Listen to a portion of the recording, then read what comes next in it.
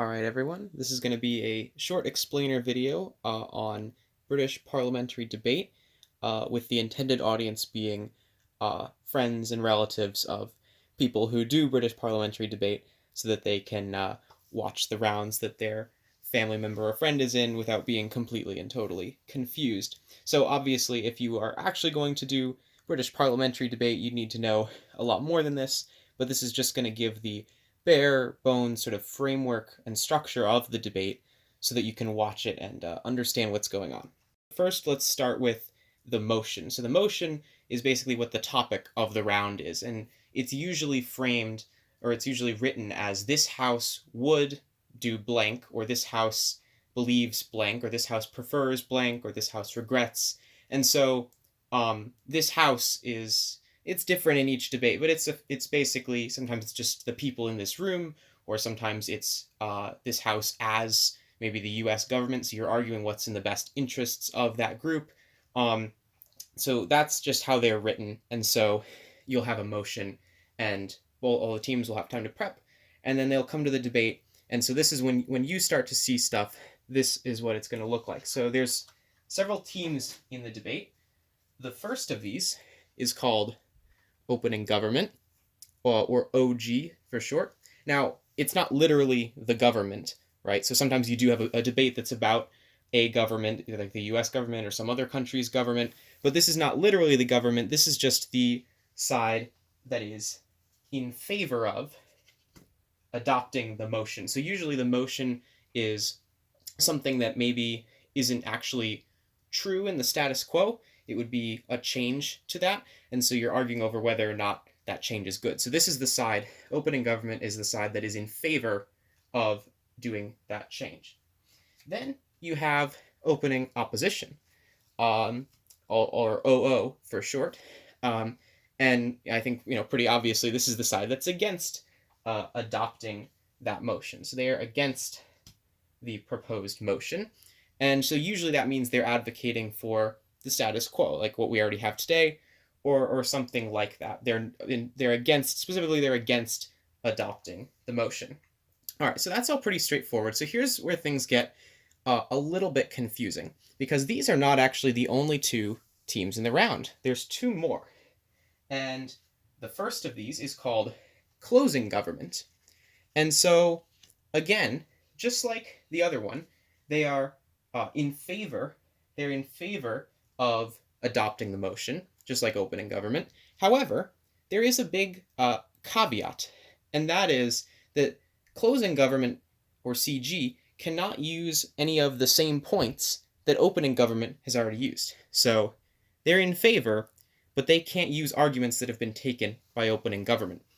So they have to look outside of what the debate has been so far and try to find some reasons why the motion is good, but that are not the same reasons that opening government has used. So there's a restriction on that. And even though these two teams are both in favor, they are not like communicating with each other. They're entirely separate teams, and both of them want to win the round.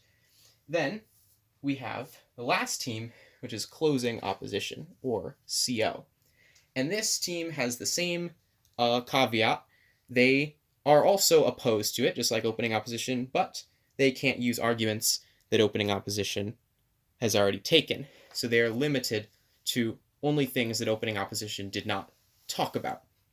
And so if you use a point that, if you're on one of these two closing teams and you use a point that is pretty similar to one of the ones used in opening government, if the judges deem that it was similar enough, they will call it derivative, and effectively that means you don't get any credit for bringing that point up because it was already brought up before.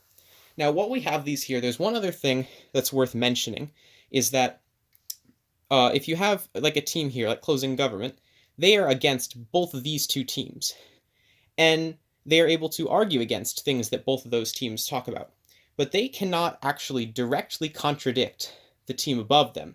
They're still trying to win, but they have to win by doing better arguments and by just being a more effective advocate for their side, but they cannot contradict anything said by their corresponding opening half team. And the same goes for closing opposition. They can't contradict anything said by opening opposition. If they do, that's called a knife. When you knife your opening team because you're contradicting them. And it's something you don't want to do, basically. There's reasons why you wouldn't want to do that. Okay, so that's the teams. And so now that we've got that out of the way, let's briefly look at sort of a simplified version of what an actual debate looks like, complete with all the speeches that you'd have. So I know this sort of seems like a lot at first, but I promise it's not that much. So first off, you've got the opening government team, and they give the first speech of the debate, and they have to do two things. They, one, have to raise a model, which is basically some definitions and just clarifying statements about words that are used in the motion, and sort of to try to limit the scope of it if it's a bit broad. And it's not really with the goal of helping their side, it's just to clarify, to make for a smoother debate. So that's the first thing they do. And then they raise their points, or their arguments, their contentions. And they usually raise like 2 to 3. And these are arguments why they think the motion is good. All right. So then you have the first speech from opening opposition. And so there's two things that they're supposed to do. One, they have to refute the things that were raised by opening government.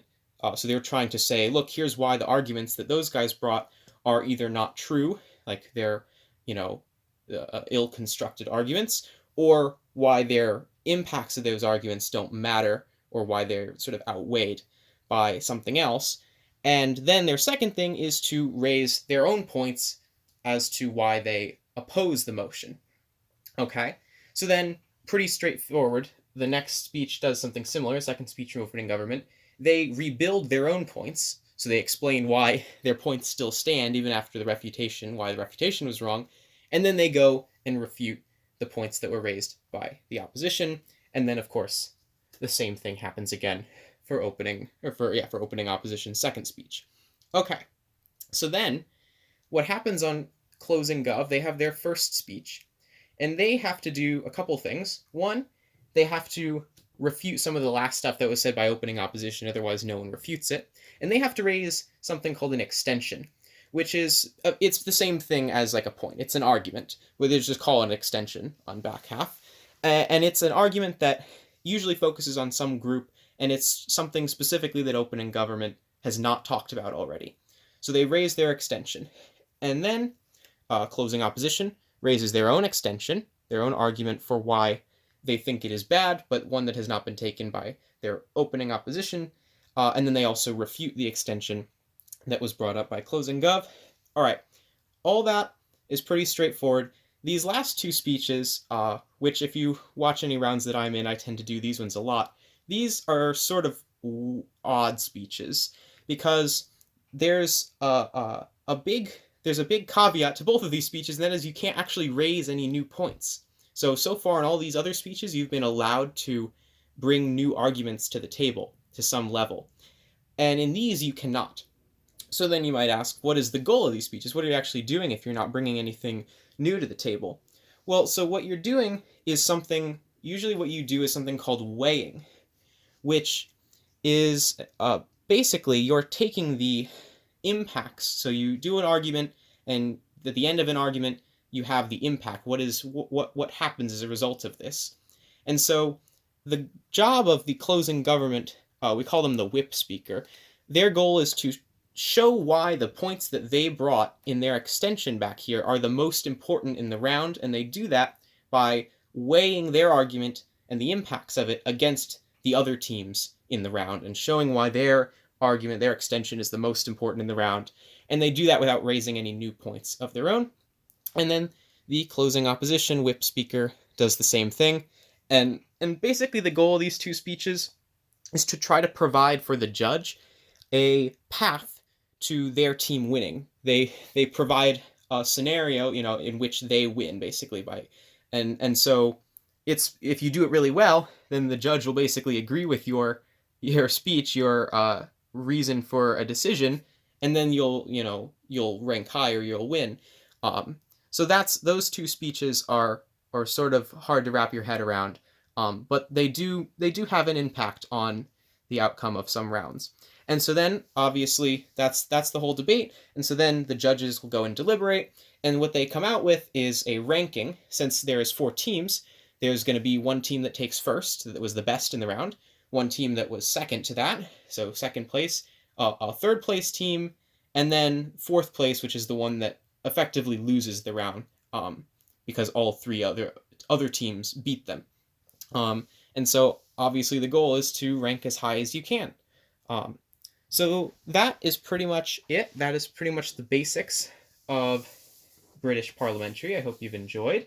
And if you have interest in learning more, there are plenty of resources with which you can use to get a better understanding of some of the specifics when it comes to doing things like weighing or raising an extension. So thank you for watching, and hopefully you enjoy watching the debate of your friend or relative or however you know who's crazy enough to decide to do this for fun. So there you go.